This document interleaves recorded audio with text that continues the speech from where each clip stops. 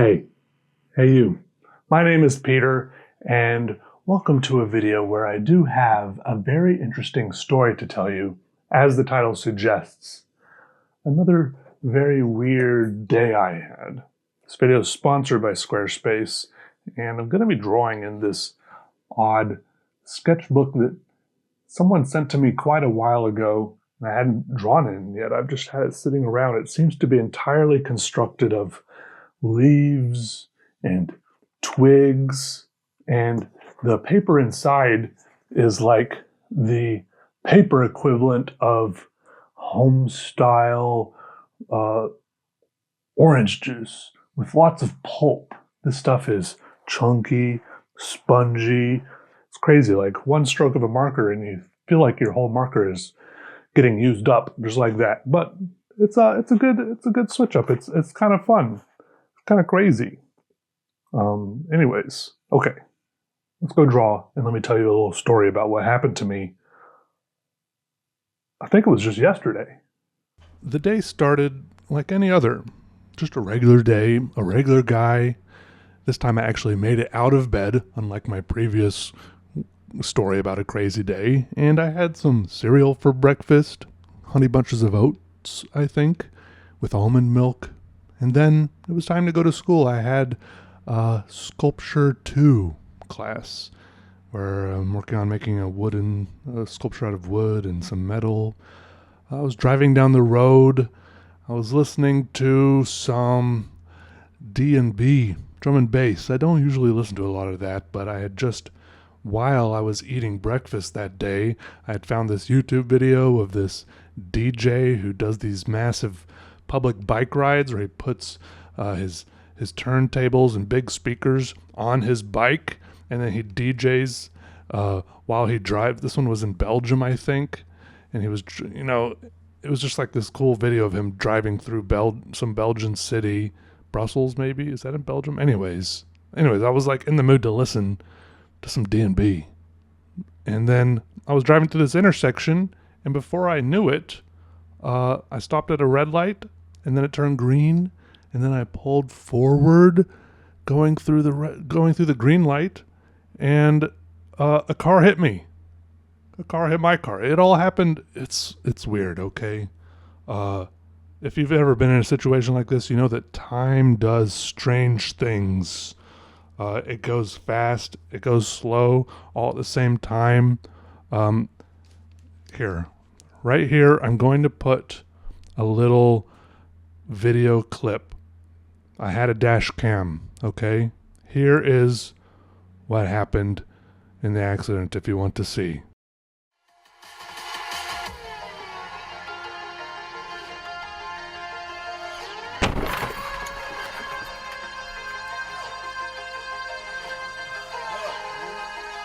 Alright, pretty crazy, I know.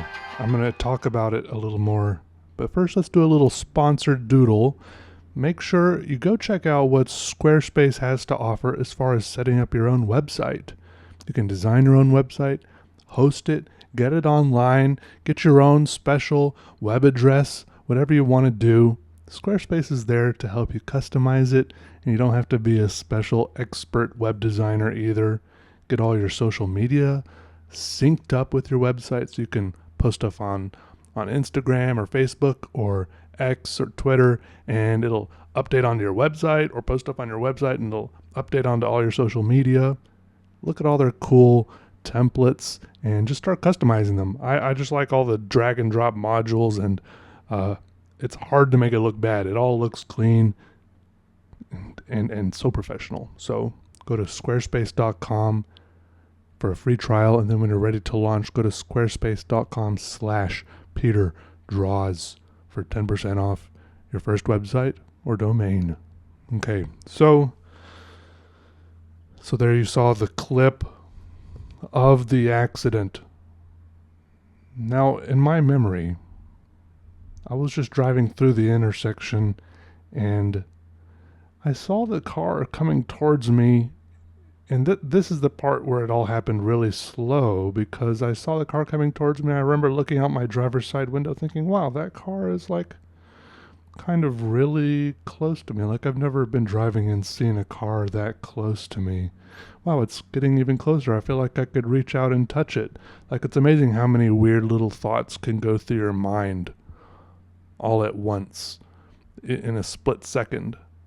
But also, I mean, you might be able to see I turned a tiny bit, but also it also was all so fast that I didn't have time to like stop or move out of the way or react or honk or do anything to stop it, right?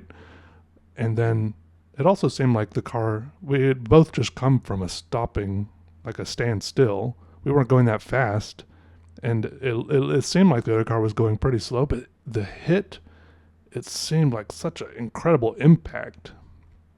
I mean, it pushed my car sideways a little bit, and then it hit my head hit against the side of the car, like you know how there's like a handle up there above the door. Anyways, no airbags went off. I was kind of stunned for a second, and I saw I kind of pulled off into a nearby parking lot of an abandoned building, and the other car just drove away. It was just a hit and run. And I took off my seatbelt, and I couldn't open my door because it was like, it was stuck. So I had to crawl out of the passenger side door, and then I called the police.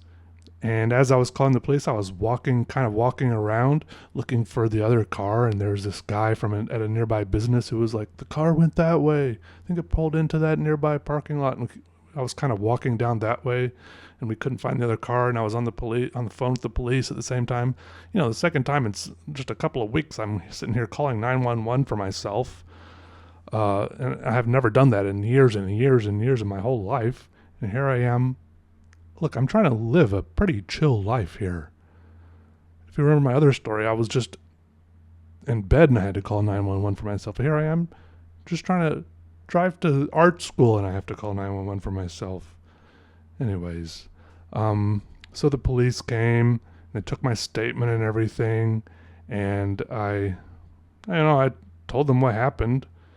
And, usually they gave me this little accident form. Usually there's two sides to it. Usually it has like both people involved in the accident, but since it was a hit and run, it only had my information on it. And they said they'd do, I told them the other car, a white Toyota Prius, extremely vague and common car. They're like, okay, we'll try to find it. And I told them that I would go home and send him an email. I told this cop I'd send him an email about, anything else I could remember. I'm going to go home and look at the dash cam footage. I was hoping that my rear view dash cam would have caught the guy's license plate as he drove away, so that I could send that to the cops. But once I got home and looked at the dash cam footage, by the way, I had to crawl back into my passenger side door, and then my seatbelt wasn't working anymore. Like it was stuck. So I had to drive home. There was air coming. All my doors on my driver's side weren't sealed anymore. There's these huge gaps, air flying in. So my car was not safe to drive anymore. But I drove it home, parked it in the parking lot, and parked it in my driveway. Reviewed my dash cam footage. Also, when I was still at the accident scene, the cop was like, "Hey, do you want me to call you an ambulance?" And I was like, "Oh no, not another ambulance." My head was hurting, and I asked the cop, I was like, "Hey, do you see any like blood on my head?" He's like, "No, but I mean, it looks like there's, you got a good goose egg right there." He's like, "If I call the ambulance, it won't cost you anything, but if you call them, it might cost you something."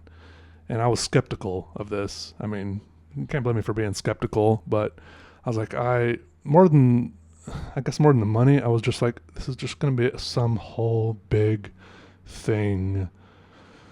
I mean, it's already like a whole big thing. It's just, I don't know what was turning me off from the idea of having the ambulance called for me. Just like the inconvenience, the waiting.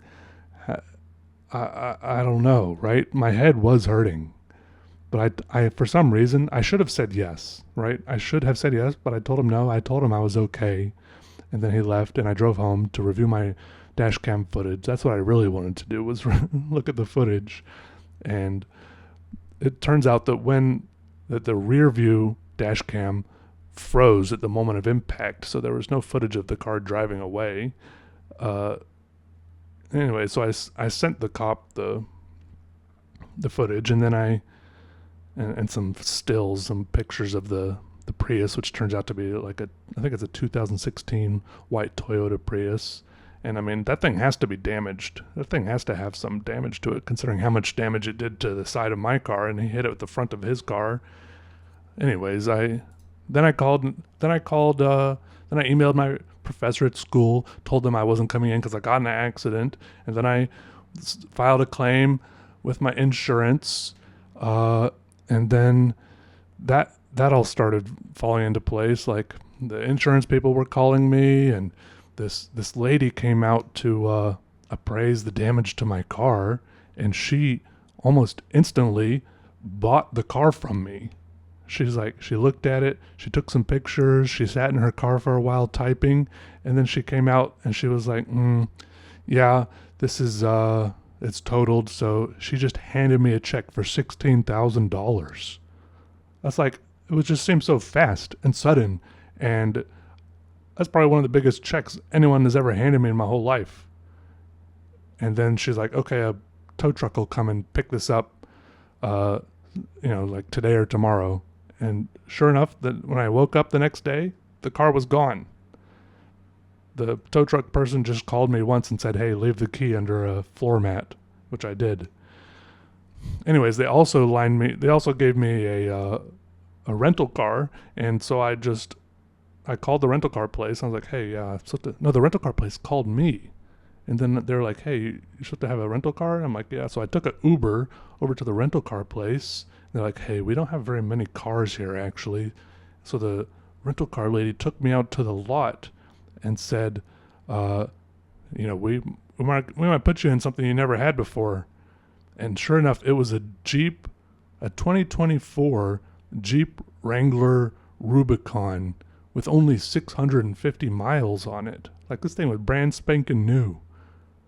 Weirdly enough, it already had like some mud on it. Like, someone in those first 650 miles had like took it off-roading a little bit.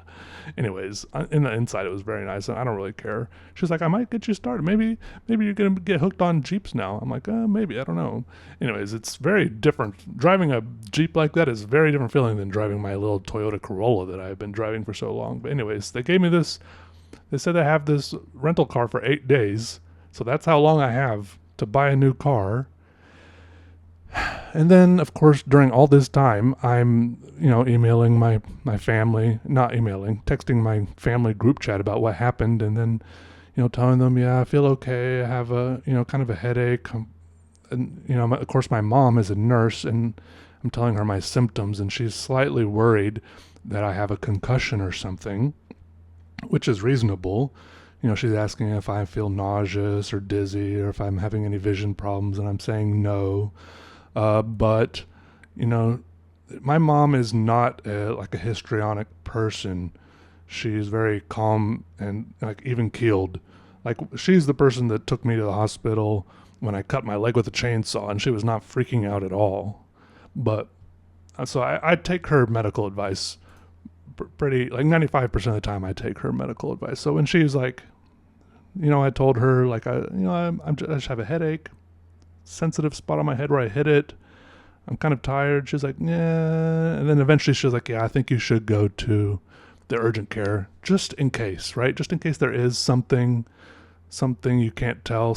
It's better to know for sure and get it checked out, especially if they, do find the other guy that hit you and there does end up being like some medical problem. Just in the long run, it's just better to know as soon as possible. So I went to the urgent care, and they said, hey, we don't do concussion tests here. We just do like from the neck down stuff. I'm like, okay. So then I went to the emergency room, and I stood in line behind this guy who was checking in at the emergency room, and he was like, hi, I think I have hyperglycemia.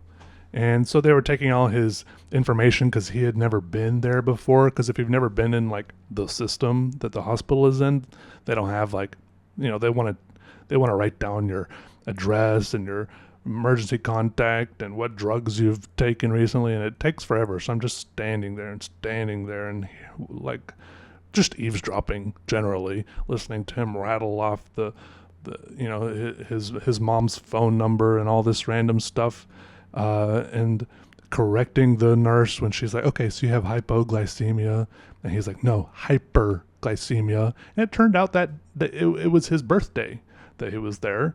And then the nurse was like, happy birthday. And he was like, thanks. And so then it was my turn, and I went there and I sat for a while and waited. And eventually I went back in some little room, and the guy, there was like a PA there that looked over me, and he told me I was okay, pretty much. And he like prescribed me some more muscle relaxants, which is the exact same thing that got prescribed to me when I went to the hospital for my dislocated shoulder. So I have like 2 different huge pill bottles of different muscle relaxants, which do nothing but make me feel sleepy, but at the same time, they don't necessarily make it easier to sleep. So it's a very weird conundrum. I don't really like taking them, and multiple people have told me not to get addicted to them, so I'm kind of afraid of them anyways. And yeah, I survived. Everything's okay. I need to go buy a new car now, and the next day now, my head doesn't hurt anymore, except for the tender little spots where I hit it. No headache anymore. That's what I'm saying. Neck slightly sore. But if you're around Greensboro and you see a white 2016 Toyota Prius with front end damage, I don't know, call the police non-emergency line and tell them that it might be related to a recent hit and run, I guess. I don't know if it really matters, because it doesn't really affect me, I don't think, because I don't know, the insurance company really seemed to have taken care of me. So it's not like I'm out on a limb because it was a hit and run. Maybe the insurance company is. Who knows? Anyways, thanks for listening and watching, everyone.